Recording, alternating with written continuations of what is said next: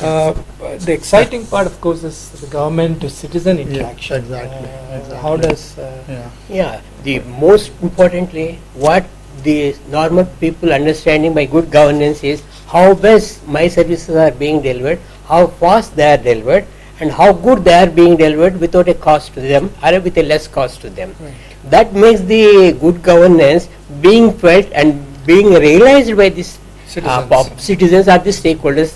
Here in this context, the citizens. For example, if I want to say to get a birth certificate of a citizen, earlier we have to wait for the municipality or the panchayat for longer time. If you apply in paper, they take a long time of going and scrutiny or get the ledger from the records room and then take it and then write So it now down. it's much, It used to take not less than 24 to 7 days So a now- week. now obviously Now it is a it's, 15 minutes task because of this computation and e-governance. The student or anybody who is interested of getting a birth certificate gets it within 15 minutes. Very true. So I that think kind there of are many speed examples, and many, satisfactory yeah. of service level is being delivered. And e-governance in particular is also putting SLS, that is service level expected levels. We'll discuss it, Definitely that in is more helping detail more in the- popularly for the sure. staff. I think there are again many examples, Sure.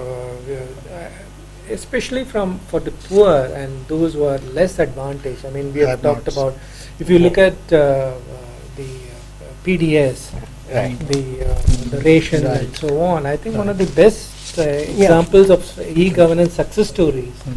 is in the manner in which the ration cards have been made Right. so now E-enabled. instead of Right. hard copy ration cards, you go with Right. smart cards. Right. There are many states like Chhattisgarh or even Gujarat, for instance. They use, Karnataka. They experimented all this.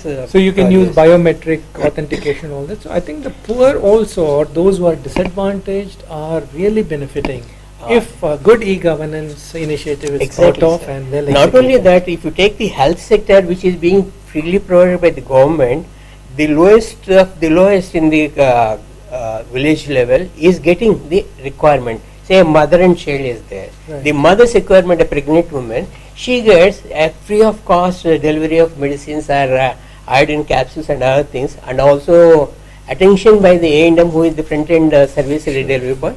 To the extent it is required, she gets till the delivery, full attention is given to her.